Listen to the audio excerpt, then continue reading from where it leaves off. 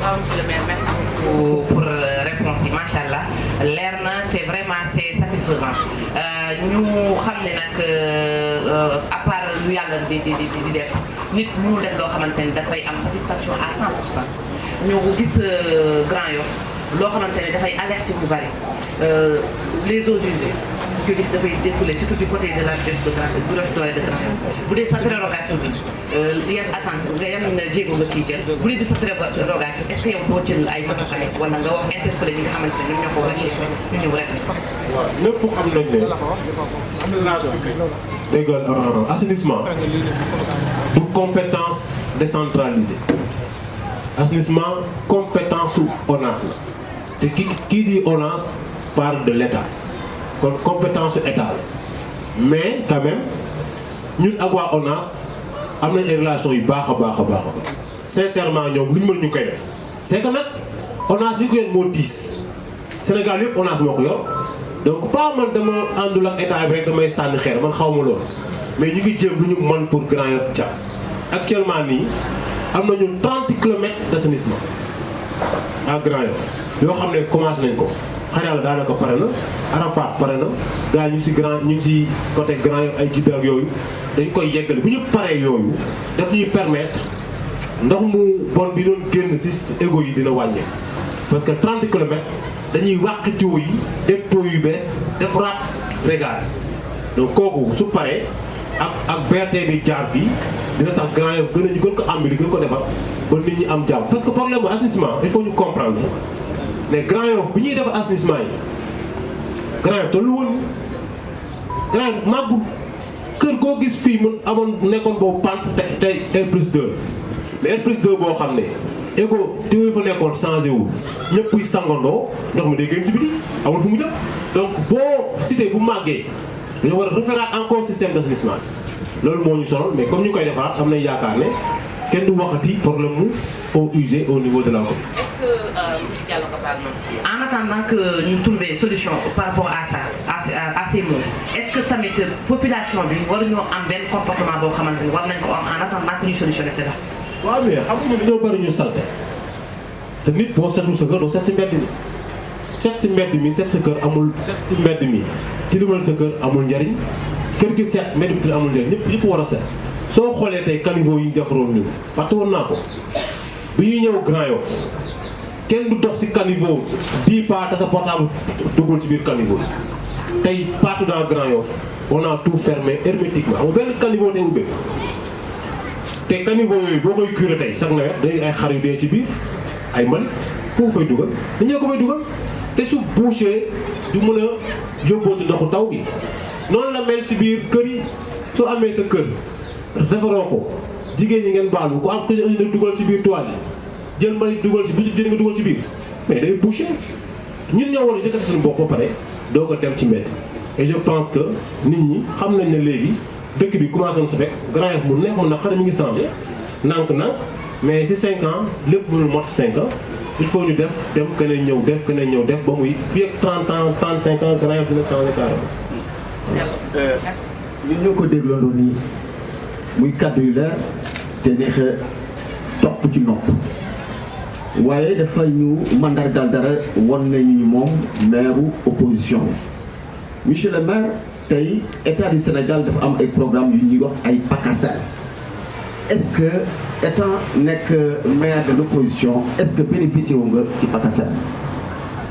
foofu moom je remercie le président Macky Sall parce que bi PACASEN bi amee dañ ñoo invité en tant que maire dem naa si rencontre boobu mu nekkoon Diamniadio bi ñu paree ñu ne ñu commune Grand Yoff am na si benn montant je pense de 150 millions mais je ne maîtrise pas carrément le montant bi ñu waree signer convention yi yàlla dogal gisuma convention bi signé wu ma ko mais le ministre bi nga xam moo fa nekkoon il a tout fait pour convention bi ñëw sama bureau mu mun ko signer donc ils ont fait des efforts pour Grand Yoff bañ ci génn bi ñu ko signé ba léegi nag jotuñu xaalis bi mais SM wax na ma léegi avant muy ñëw que nee nañ ko xaalis bi disponible na donc dañ dem xool trésor est-ce que disponible mais li am solo mooy le fait ñu initier dara boole si Grand Yoff kooku dama koy saluer Parce que moi je suis un maire opposant, mais je suis dans l'État.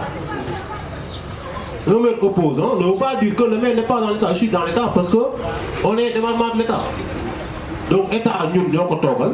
Donc lépp loo xam état ñu koy def vraiment ñu ci boole di bàyyi xel grand il faut loolu grand fi xam ko parce que ñun nekkuñu rek ci contexte sànni xeex mais dañuy wax dëgg te yàlla tax parce que ku ne sa bàmmeel nga taxaw donc te PACASEN bi ñun li ci proposé mooy def extension SAMU municipal parce que SAMU léegi dafa xat amatul salle de yu bëri mais sunu PACASEN dañu ne état bi ñun dañu ko yëkkatilee SAMU def ko étage SAMU instant bi am na bloc opératoire boo xam ñoo ko def bloc bu bees tàq mais par faute de médecin mënuñu ko utiliser tey clinique yu bëri day nekk biir Dakar bu ñu bëgg a opérer seen i malade fa lañ koy yóbbu en SAMU fay opérer donc ñu ñaan état bi aussi mu accompagner ñu par rapport ak ay médecins yu qualifiés parce que commune mënul fay lépp day diis bu defee au moins ñu nga xam ne parce que boo amul loo téye sa loxo pour dimbali sa population césarienne bëri na ñu koy def su fekkee commune amul fu mu leen mën a dugal pour defal césarienne gratuitement mais mënu ko def mënoo ñaan tout le temps mais boo téyee loo xam yaa ko moomal sa bopp mais pour nga jox ay directives yi daf ko day yomb voilà donc mais pour vous rassurer état bi boole nañu si am nañ yaakaar ni ñu waxoon nañu ko indi te incha allah bu ñu indee ko yóbbu SAMU municipal. incha allah comme ni nga ko waxee dina ko yóbbu SAMU municipal mooy PACASEN programme la bi nga xam ne état daf ko jagleel pour appui aux communes ou bien même agglomération des communes pour ñu gën a nekk seen bien-être mais du ma jógee ci maire toujours di ko poser cette question. Ne ko monsieur le maire, la jeunesse de Grand Yoff représente presque 65% soo koy xool am na ay élèves am na ay artisans am na ay leneen li nga xam ne ñu ngi fi ak ay daara monsieur le maire tey lan moom mooy sa mébét pour accompagner ces jeunes étudiants est-ce que am nga ay bourses yoo dimbalee élèves yi est-ce que am nga ay subventions yoo jox daara yi est-ce que dans l'éducation. Voilà, par rapport à l'éducation bi. À part les fruits scolaires yi ñuy jox école yi chaque année minimum dañuy maye 500 bourses minimum je dis minimum dañuy may 500 bourses aux élèves bon élèves ou étudiants.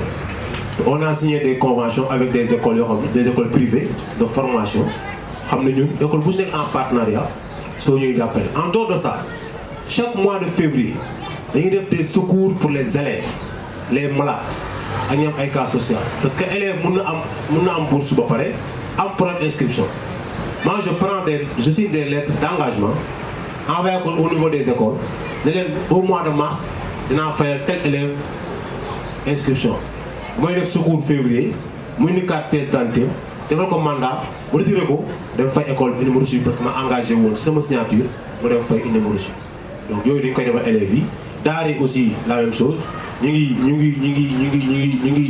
avons accès tout le temps. Mais nag mosuñu defal dara daara yi defal leen dara loo xam ne tax na dinañ ñu ko def wax dëgg yàlla parce que defal daara du defar ay daayira ay jàppale daayira yi mais daara mooy fi ñuy jàng alxuraan nga jël ay bassan ay satala ay aliwo mosuñu ko def ay kaamil mosuñu ko def mais nag c'est le moment même bu desee ñetti weer sax ñu fay xool nag lu ñu jël yóbbu ko si daara yi jox la mais daayira yeeg famille yi nekk fii des familles religieuses ñu leen di jàppale màggal yi gàmmu yi appel yi bàyyiwuñ dara lépp lu ñu mën pour famille yooyu ak daayira yi nekk fii Grand Yoff ñu leen ko def. Merci, c'est bon. Je pense que nous sommes pris par le temps. léegi dañuy xool assistance bi ñoom itamit ci lañ bokk balaa ñuy mën a clôturer voilà Mballo le micro est là. ñu xool bu dee tamit am na ñoo xamante ne ñu ngi fii ñu ngi liggéey ak maire xam nañu li maire def aussi tamit ñu joxe seen participation da ciy baax tamit loolu tam day dooleel nit voilà Mballo voilà tu prends la liste tu prends 5 voilà.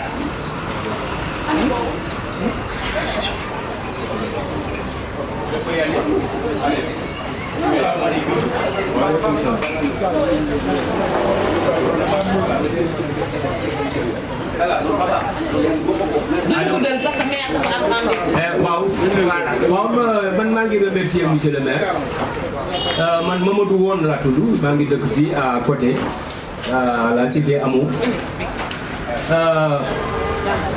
man bu ma neexee mun na wax nii ci ñu élire équipe bi laa bokk maa ngi ko doon wax léegi am na ku mu ko doon wax léegi Maniko, pour la première fois en 2014 la mousse wax ci meeting politique pour appeler Khalifa Sall. Donc Khalifa bu mu ñëwee effectivement moom mu nekk maire bu mu nekkee maire monsieur le maire nous on est venu vous voir ici bu ñu ñëwee problème pavage bi waxu nañ ko pour nos rues secondaires jusqu'à présent nous n'avons encore rien eu à ce niveau-là. Vous nous avons un problème de sécurité au niveau de notre quartier. Hein? Bon aussi, en tout cas, on n'a pas encore vu d'avancer au niveau de la sécurité.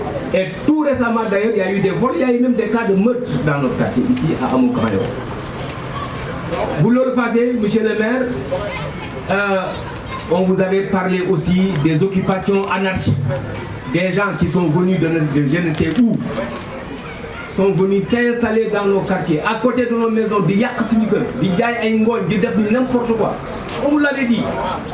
À l'époque, je me souviens très bien, vous nous aviez dit, vous ngeen gisee lu mu def marché Grand Yoff, ngeen xam ni pour dindi lii du dara pour moi. Je vais enlever tout. Mais à notre grande surprise, on a vu que rien n'a été fait. Gis nga man mii di wax, il y a un gars qui vend de la paille d'arachide à côté de chez nous. Je me suis adressé au maire avant vous, Mamadou Mbaye. Avant Mamadou Mbaye, après Mamadou Mbaye, il y a eu Gueye, le gars du PDS. Je me suis adressé au sous-préfet. J'ai amené ici la section environnement de la gendarmerie nationale. Je me suis adressé au service d'hygiène. La conclusion que j'en tire, c'est que les problèmes d'environnement, de mon point de vue, ne sont pas un réel problème pour nos autorités. C'est ça ma conclusion. Vous le passez, monsieur le maire. C'est vrai, vous avez dit que le rond-point a été pavé. C'est bien, mais c'est un pas. Mais le rond-point, pour moi,